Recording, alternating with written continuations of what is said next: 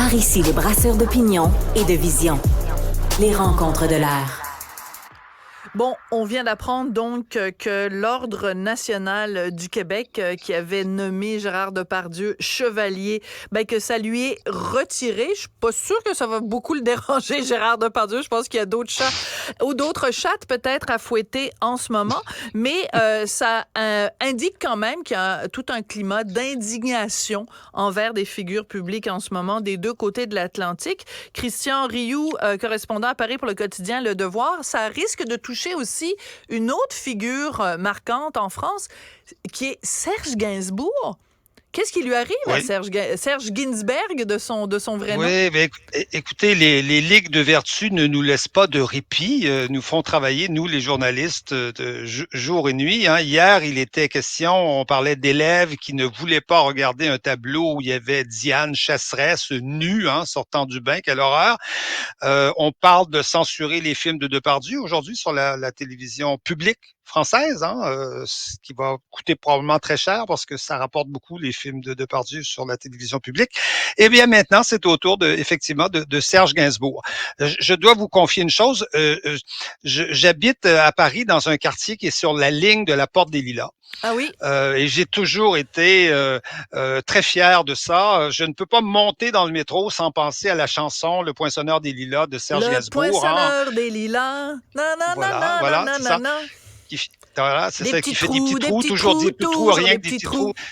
Des trous de première classe, des trous de deuxième classe, bon, etc., etc. Bon, voilà. Alors, je peux pas monter dans le métro sans penser à cette chanson-là. J'y pense à peu près à chaque jour. Et cette ligne de métro, qui est la ligne numéro 11, va être rallongée. On y rajoute à peu près 5 ou 6 stations qui vont aller vers la banlieue. Et de toute évidence, il y a une station qui devait s'appeler Gainsbourg. Il y a pas un passager, je vous dirais, de cette ligne-là pour qui ce n'est pas une évidence. Il y a déjà d'ailleurs un parc Gainsbourg tout près là qui a été inauguré il y a pas longtemps, et donc la station devait être inaugurée dans 2-3 mois à peu près.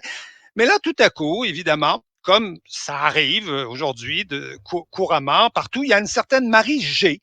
Vous voyez, elle s'appelle G. Vous voyez le courage déjà de ne pas donner son nom de famille. Elle donne même pas son nom. Non, absolument, elle s'appelle Marie G. En même temps, elle va peut-être se faire doxer. Il y a peut-être des gens qui vont donner son adresse. Elle va se faire emmerder. C'est peut-être mieux comme ça quand même. Là. Peut-être, mais quand même, quand on lance une pétition sur un sujet comme ça, je sais pas, il me semble que, moi, mon nom de famille est connu. je ne le cache pas. Visage découvert, Christian, oui. Voilà. Et donc, cette dame considère que ce serait honorer quelqu'un qui a chanté des féminicides sadiques, et des viols incestueux. Alors, elle parle d'un misogyne. À cause de la chanson.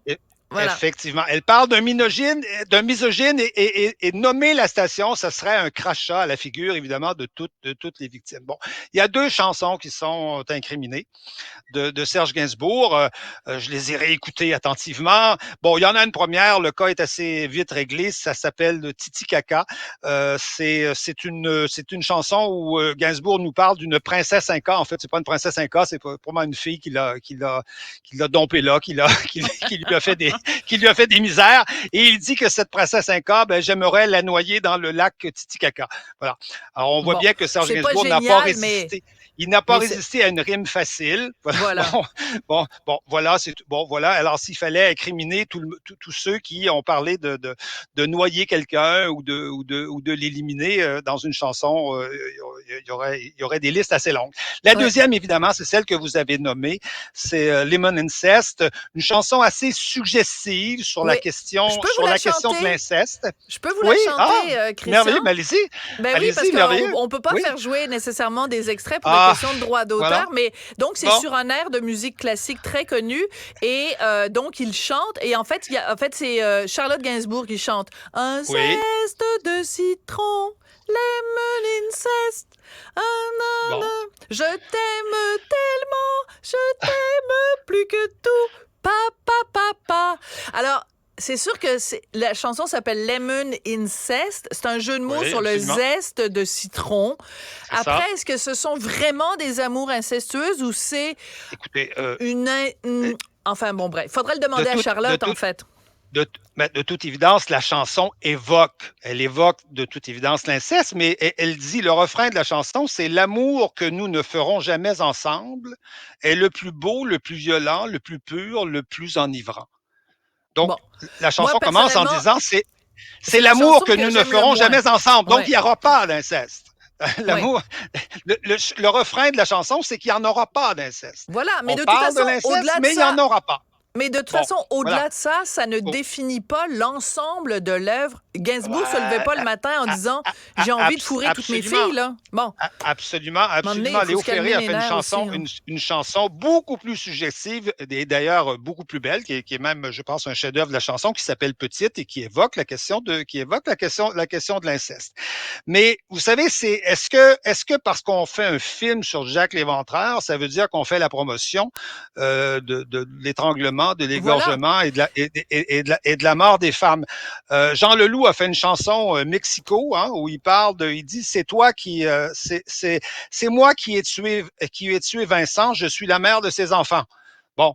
Alors, est-ce que ça veut dire que Jean Leloup fait la promotion de l'exécution systématique de tous les pères et de tous les maris? Voilà. Et c'est la différence. C'est la différence, par exemple, avec Gabriel Masnev, où Gabriel Masnev écrivait des livres où il parlait de ça et s'en vantait dans les entrevues et c'était son comportement. Donc, la différence, c'est quand la personne passe à l'acte. Oui, bon, là, enfin, Masnev, c'est tout un cas. On en parlera peut-être un jour. C'est un cas assez complexe, ayant lu quelques-uns de ses livres. Mais c'est autre chose. C'est-à-dire, il y a l'œuvre et il y a évidemment le citoyen. Le citoyen voilà. qui est redevable des lois de son pays. Et donc, alors, pour résumer, parce qu'on manque de temps, voilà, pour résumer, Christian, ça vous dérangerait pas la station Gainsbourg? Absolument pas. Je veux dire, est-ce que l'art existe encore? C'est-à-dire que la question qu'il faut poser à ces gens-là, est-ce que l'art existe encore? Est-ce que l'art est encore un domaine, un lieu de liberté où on peut explorer, je veux dire, les replis, tous les confins de l'âme humaine? Est-ce qu'on a le droit de faire ça? Question. Ou si l'art aujourd'hui n'est qu'une façon de moraliser la société et de revenir aux ligues de vertu d'une autre époque. En effet. Et d'imposer une forme de moralisme. Et voilà. on en est un peu là. Voilà, merci beaucoup, Christian. Gainsbourg disait, il y a de quoi devenir gang. Et de quoi il y a de quoi devenir dingue, il y a de quoi prendre un flingue, des petits trous, et de se faire un trou. Et de se faire un trou. Et de me mettre dans un grand trou après. Et dans un grand trou, c'est ça, c'est toute l'allégorie. C'est la conclusion revient à Gainsbourg. Alors, il encourage le suicide, franchement, bravo, bravo Gainsbourg. Exactement, exact. Merci, au revoir. À demain. Au revoir, à bientôt.